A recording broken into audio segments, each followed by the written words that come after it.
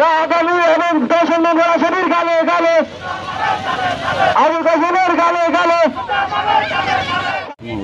আমাদের এলাকার একজন কুলাঙ্গার যে সাংবাদিক নামে পরিচয় দিয়ে বিগত দীর্ঘদিন ফ্যাসিজমের আমলে সে এলাকার মানুষকে অনেক ধরনের নির্যাতন করেছে। একটি পুকুর আছে আমাদের ওই মসজিদের মানুষ মুসল্লিরা সেখানে নামাজ পড়ে। আমাদের এলাকায় মরুভূমি এলাকা হওয়ার কারণে সেখানে আমাদের গরু মহিষের পানির খাবারের ব্যবস্থা করা হয়। সেই পুকুর দখল করেছে। আমি তাকে জিজ্ঞেস করলাম, তুমি এই পুকুর দখল করলে কেন? বলতেছে এটা আমার বাপ দাদার পূর্বপুরুষের সম্পত্তি। আমি আজকে বলতে চাই, এর বাবা কি করত, এর বাবা এখানকার কি ছিল আপনারা সবাই জানি না। এই বাবা এখানে আমার এক দাদা আজকে এখানে আমাদের সামনে আছে, ওনার একটি জমি দখল করেছে। এখানে অত্যন্ত পরিতাপের বিষয়, ফ্যাসিজমের যত রকমের সন্ত্রাসী আছে, এই ঐক্যের যত ধরনের মাদক কারবারি থেকে শুরু করে যত ধরনের ভূমিদস্যু আছে, সবাইকে নিয়ে সে এলাকায় তুরুফের একটি তাস করেছে। আমি তার প্রতিবাদ করার কারণে আমার রাজনৈতিক আমার সাথে তার বানবানুল্য না হওয়ার কারণে, তার এই অপকর্মের প্রতিবাদ করার কারণে আমার বিরুদ্ধে সে সোশ্যাল মিডিয়ায় ষড়যন্ত্র শুরু করেছে। মিডিয়াতে কুরুচিপূর্ণ বক্তব্য প্রদান করেন এবং এলাকায় জায়গা জমি দখল থেকে শুরু করে এমন কোন অপরাধ কর্মকাণ্ড নেই তার ইশারা হচ্ছে না। নিরীহ মানুষদেরকে মামলায় ঢুকিয়ে দিবে বলে বিভিন্ন মাধ্যমে অর্থ আদায় করে থাকেন। এই যুগান্তরের কথিত সাংবাদিক বাদলকালের মামলার আসামি, নারী নির্যাতন ইয়াবা মামলা থেকে শুরু করে এমন কোন অপরাধ নেই তার ইশারা হচ্ছে না। আমি যুগান্তরের এই কথিত সাংবাদিক থেকে এলাকাবাসীকে মুক্তি দেওয়ার জন্য, এলাকাবাসীকে রেহাই দেওয়ার জন্য অত্র পত্রিকার সম্পাদক এবং যারা পত্রিকার দায়িত্ব আছেন তাদের প্রতি অনুরোধ জানাবো, এতটা অভিযোগ পাহাড় সময় অভিযোগ থাকার পরেও এখনো কেন তিনি যুগান্তরের ভ্রাম্যমাণ প্রতিনিধি হিসেবে পরিচয় দিচ্ছেন। আমি একটা কথা বলতে চাই, এই আবুল কাসেম বছরে 2-4 এলাকায় এসে মানুষের কাছ থেকে অর্থ আদায় করে আবারও ঢাকায় চলে যায়। সে অর্থ এলাকায় স্থায়ীভাবে কোনো বসবাস করে না। মারামারি সংখ্যা হানা আলু তার মাধ্যমে সংগঠিত হয়ে থাকে। তিনি ওনার বাগ্নিকে র্যাপ করছে, বিগত অনেক বছর আগে র্যাপ করছে। কি আমরাও এখন মানে বিদ্যালয়ে যাওয়ার সময় নিজের বাগ্নিকে আবুল কাসেম যেভাবে মানে র্যাপ করতে পারছে, আমাদেরকেও করতে দ্বিধা করবেন না উনি। আমি শুধু এই কথাটা বলতে চাই।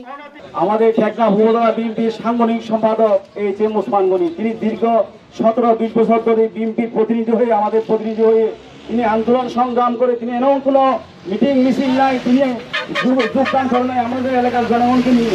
সেই ওসমানের বিরুদ্ধে আজকে প্রতিটা সাংবাদিক নামে নামদারি সন্ত্রাস, সেই সমাবেশ আজকে তার বিরুদ্ধে কিছু ইয়াবা ব্যবসায়ীকে দিয়ে অপপ্রচার চালাচ্ছে।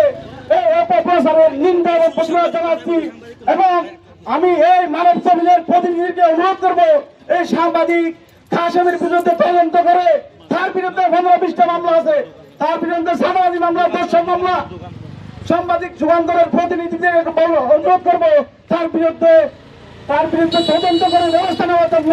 উনি সাংবাদিকতার নাম বলে মানুষের কাছ থেকে অনেক টাকা পয়সা করে লুট করে।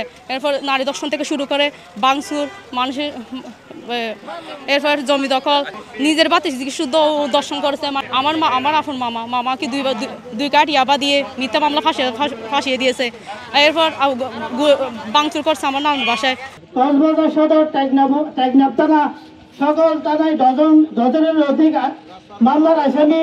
বিগত 5 আগস্টের আগে এই আবুল কাসেম ইয়াবাবতী এবং জাগো চেয়ারম্যানের জন্য প্রকাশ্যে আমাদের গ্রামে বুট করে এখন 5 আগস্টের পরে আমাদের টেকনাফ উপজেলার বিএনপিকে বিভ্রান্ত করার জন্য তিনি বিএনপি পরিচয় দিয়ে মাদক ব্যবসা থেকে শুরু করে দর্শন, আমাদের এলাকার আপনারা অনেকে খোঁজ খবর নিয়ে দেখবেন, অনেক অসহায় মহিলাকে বিচার করবে বলে রাতে রুমে ডাকে।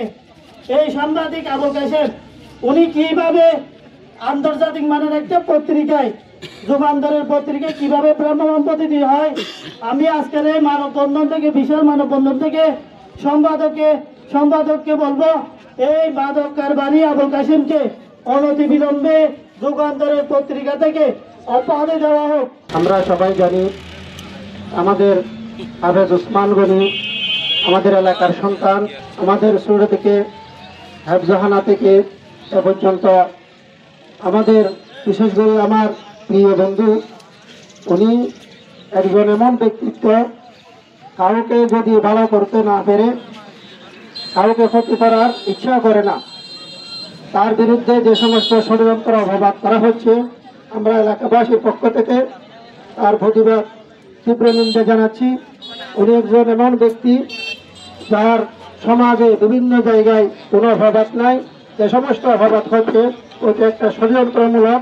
বাংলাদেশ জাতীয়তাবাদী দল বিএনপি টেকনাফ উপজেলা শাখার সম্মানিত সাংগঠনিক সম্পাদক বিশিষ্ট ব্যবসায়ী জনাব এস এম গনি উসমান গনির বিরুদ্ধে একটা ফেসবুকে পোস্ট দেন তিনি।